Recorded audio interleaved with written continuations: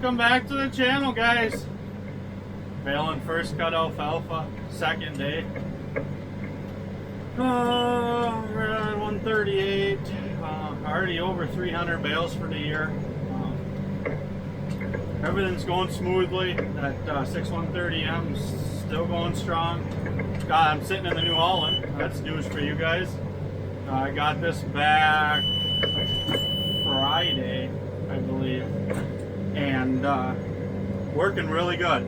Didn't know they had to put new cables on the SCVs to the levers, and you don't know how wore out your old ones are until you run with new ones. It's amazing on how tight it is and how much smoother it is. So, baling 4x5s, running 6.1, 6.2 miles an hour, and it is dry, way too dry. 8.4, 8.5% moisture. We got leaf shatter, has to be expected with that moisture. It's just part of making hay in the drought. We haven't even had dew at night to come out here earlier in the morning and bale it with dew moisture. So it's been windy enough that the dew hasn't settled in, and stuff's drying amazing. It's amazing how fast stuff is drying for how smoky it's been the last couple of days. We been getting a lot of wildfire smoke. So, but we're almost done with first cut alfalfa. Then we'll be on to the mixes and then straight grass. Still got, I don't know, we're probably still over the 500 acre mark for first cutting, and it's looking dry enough. I didn't want to do it. I wasn't going to cut any meadow hay this year. It's always a battle, but with how dry it is, I think we're gonna have to bale every bale we can, and still hope it's enough. Now for cattle feed, we have enough left over and with carryover, and what we were baled the last 2 days. We're already good on cattle feed, so they probably won't get this feed, but if we didn't make another bale, we'd have enough. Other than that, the drought is getting serious. The corn isn't suffering yet. The corn is actually looking pretty good, considering. But on the other hand of it, it's not growing. So we're not seeing a lot of drought stress, but we're not seeing the explosion growth we should see about this time of year. So they are scheduling rain. Thursday or Friday. Thursday today. They're calling for rain on Saturday and Saturday night. Not much, half inch, 6/10 I believe is it all. But at this point, we'll take what we can get. The biggest thing our farm personally is suffering is we got about 100 acres of new seeding and teff grass out that it's just laying on the ground. It didn't even germinate. So it's going to be hard if we don't get enough moisture to germinate and to make a crop out of that to stomach that loss. We're looking at easily should have done 800 bales, 850 bales. So we're already, I don't know, I can't write it off yet. If we get rain, the teff will come. New seeding, it's probably junk. That stuff might germinate, and the drought, if we don't continue getting water, it'll just dry up, and that'll be that. So that's tens of thousands of dollars that we're gonna miss out on, but all we can do is go day by day. We could start getting water, and it could change fast. But the problem is, once we get this dry, it takes such a weather event to get us out of what we're in. What's happening is, you can see it on the radar coming, and big weather system will just dissipate into nothing.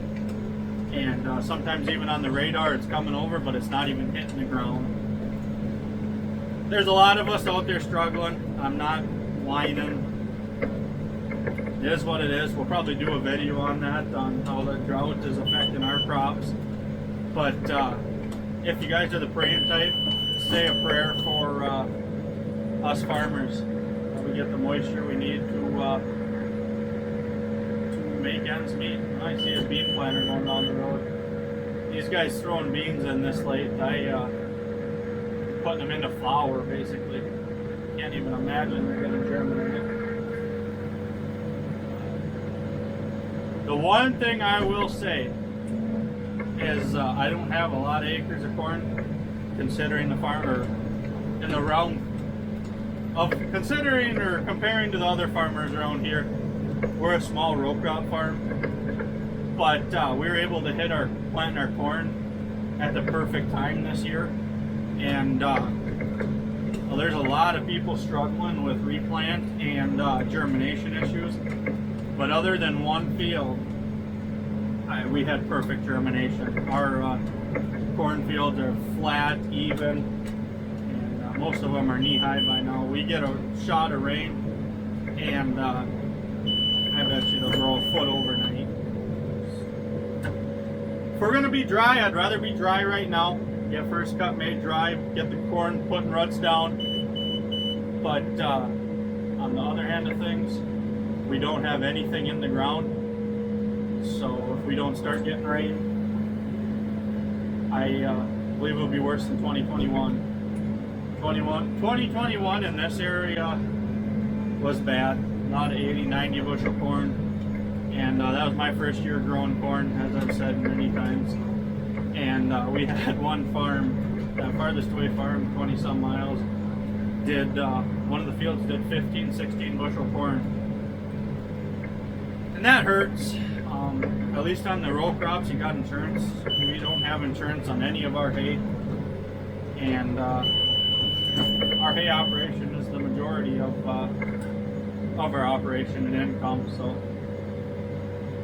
as of right now, the poor fields are looking poor on the hay fields, but our good fields, I don't think we're lacking yet. But if we don't get moisture, they're just going to burn up. The alfalfa is doing really good. That first field we did already got 3-4 inches of regrowth. It's quite amazing what alfalfa can do on such little water with the deep roots. Other than that, not much new. It'll be a short, sweet video. Just listen to me talk. Last week's video was just tractors, so I guess you'll have to deal with the talking video. But let me know what you guys want to see. If you guys want me to cover some topics, you want more talking, less talking, more action.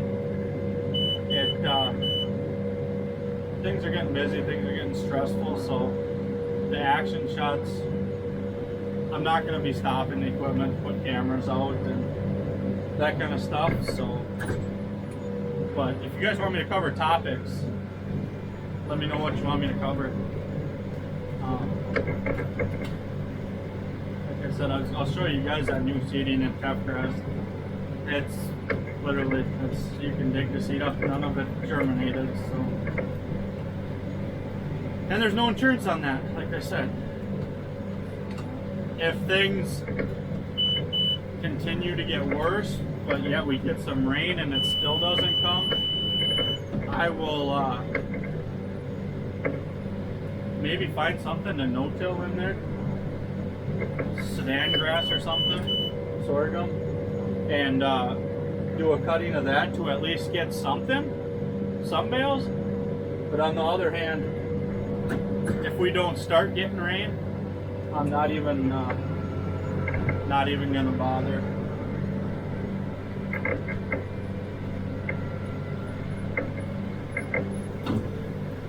I don't know the end bale count, but I did these two fields that I did that short, comparing taking a fifth cut off versus leaving it, and the field I left with the regrowth, that's what I'm in now, and like I said, I'm not done, but I bet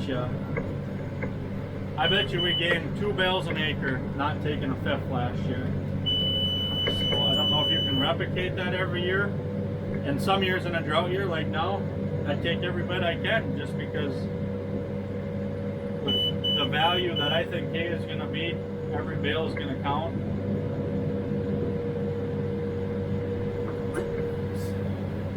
I guess another thing to talk about, if you guys buy hay, or you guys that are going to need hay for your cattle, horses, whatsoever, I would strongly consider buying hay now. Man, that sun's bright. There's a lot of carryover, well, not a lot, but you can find carryover hay for a reasonable price on Marketplace, Craigslist, and online.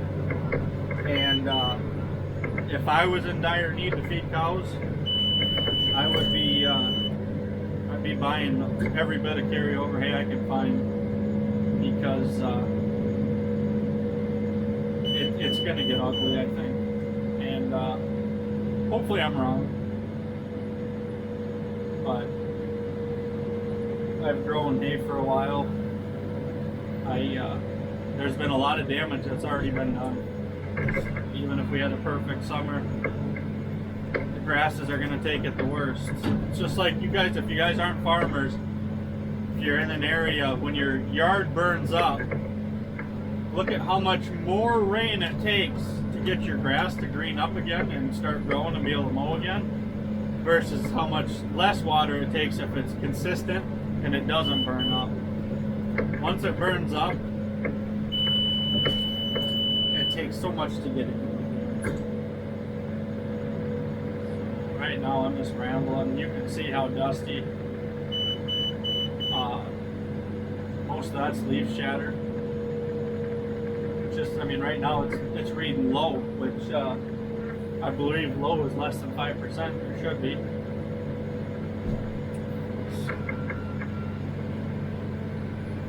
Every year is different, guys. You want perfect, but it's never going to happen. You just got to roll with the cards you've been throwing and put in your best effort, and then hope it's enough. Question for you guys out there, if you're a farmer, cattle farmer, how much carryover hay, carryover feed are you guys sitting in? I know the guys with a lot of carryover are really glad they have it this year in our area. And I do think other states have it worse. So, like I said, the drought hasn't, I mean, other than the poor fields, hasn't really affected us, and I don't know how poor will be, because we haven't done any of them. I'm just rambling. I will maybe catch up with you guys when I'm done baling this field. Well, folks, that's all she wrote. This field's wrapped up. Continue to be very impressed with the 460M. That right there, 30-inch bale, that's the 180th bale off this field. So, went really good, as I said earlier. Too dry, but what do you do? It is what it is. So, I think today's the 15th. We actually put our bulls out, trying something a little different. We'll be calving a little bit earlier next year, hoping for better weather. But you don't know unless you try. I suppose I'll walk over and show you the bales. These are 61, 62 inch. These scale out are between 915 and 930. So just under 1,000 pound bales. They are like a brick. So as you can see, there's a ton of leaf in there, but a lot of leaf shatter. This stuff was I don't know, maybe 5% bloom, so it should test out pretty good yet. But short, sweet, just talking video. We will please like, comment, subscribe, follow along for more. See you in the next one. Like I said, let me know what you guys want to see. Thank you much. We'll talk to you later.